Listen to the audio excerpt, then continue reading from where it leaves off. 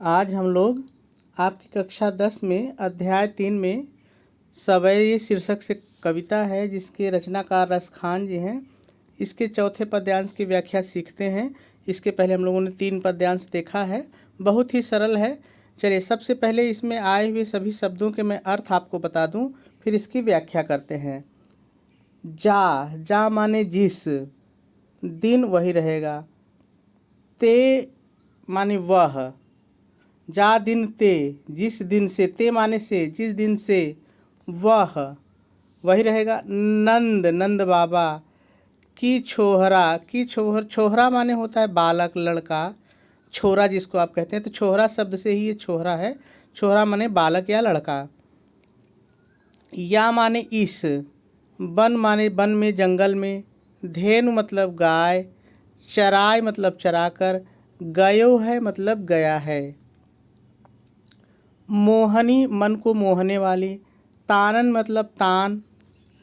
गोधन, गोधन एक गीत है जो ब्रज में गाया जाता है, एक विशेष गीत है। मुझे लगता है गोधन का एक अर्थ गाय भी होता है, तो शायद गायों से ही संबंधित कोई गीत होगा। खैर हमें ये ध्यान में रखना है कि गोधन एक प्रकार का गीत है जो ब्रज में गाया जाता है। गावत मतलब गाकर, बेनु मतलब बांसुरी, बजाय मतलब बजाकर, रिझाय मतलब मन को मोहना या रिझाना भी आप कह सकते हैं। गयो है गया है। वा दिन सो उस दिन से, कछु माने कुछ, टोना, टोना या जादू या टोटका, टोना सो कै, टोना सा करके, सो कै मतलब सा करके। रसखान ये कवि जी हैं, आप देख रहे हैं रसखान। हिय मतलब हृदय में या मन में। समाय समा गया, गया है, समाय मतलब समा और गया है, समा गया है। या समाय मतलब बस में भी होता है, बस में करना। को मतलब कोई भी, न माने नहीं, काहू मतलब किसी, की वही रहेगा। कान माने मर्यादा। कान जो शब्द है इसके पहले भी एक बार आ चुका है, जब 9 में आप पढ़ रहे थे तो मीराबाई के पद में आया था कि छाड़ दई कुल की कान कहाँ करी है कोई, यानी मीरा कहती है कि मैंने कुल की मर्यादा को छोड़ दिया है, मेरा कोई क्या करेगा। तो कान माने मर्यादा, करे करना। सिगरो मतलब सारा या पूरा, ब्रज, ब्रज जगह है।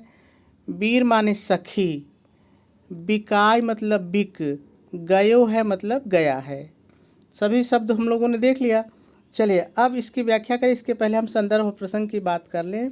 तो देखिए संदर्भ तो इसका जब मैंने पहला पद्यांश बताया है तो वहाँ पे संदर्भ है, आप वहाँ संदर्भ को देख लीजिए। वो संदर्भ इस पूरी सवैया के लिए रहेगा, तो संदर्भ वहाँ से देखेंगे। प्रसंग की बात हम लोग कर लें, प्रसंग बदलता है बार बार।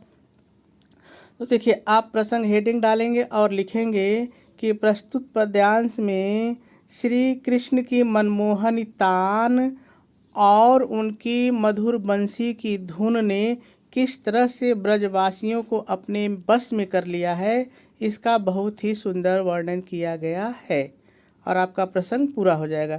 चलिए व्याख्या करते हैं। व्याख्या हेडिंग डालेंगे और लिखेंगे प्रस्तुत पद्यांश में एक गोपी दूसरी गोपी से कहती है, इतना अपने जोड़ेंगे। व्याख्या हेडिंग डालेंगे और अपने जोड़ेंगे। प्रस्तुत पद्यांश में एक गोपी दूसरी गोपी से कहती है, जिस दिन से, जा दिन ते जिस दिन से, वह नंद का बालक श्री कृष्ण, छोहरा माने बालक श्री कृष्ण, इस जंगल में अपनी, अपने जोड़िए, अपनी गायों को चरा गया है। और अपने जोड़िए, और अपनी मोहन तान में गोधन गीत गाकर और अपनी मधुर बंसी, मधुर अपने जोड़िए, मधुर बांसुरी की धुन बजाकर हम सबको रिझा, हम सबको अपने जोड़िए, हम सबको रिझा गया है। ऐसा लगता है, अपने जोड़िए, ऐसा लगता है उस दिन से उसने कुछ, यहाँ से शुरू करेंगे, ठीक है, यहाँ से शुरू करेंगे। रसखान जी कहते हैं, रसखान जी कहते हैं ऐसा लगता है, रसखान जी कहते हैं ऐसा लगता है, इतना अपने जुड़े। रसखान जी कहते हैं ऐसा लगता है उस दिन से उसने कुछ जादू टोना सा करके हम सब के हम सबके मन में समा गया है या हम सबके मन में बस गया है। कोई भी किसी की मर्यादा का पालन ही नहीं करता।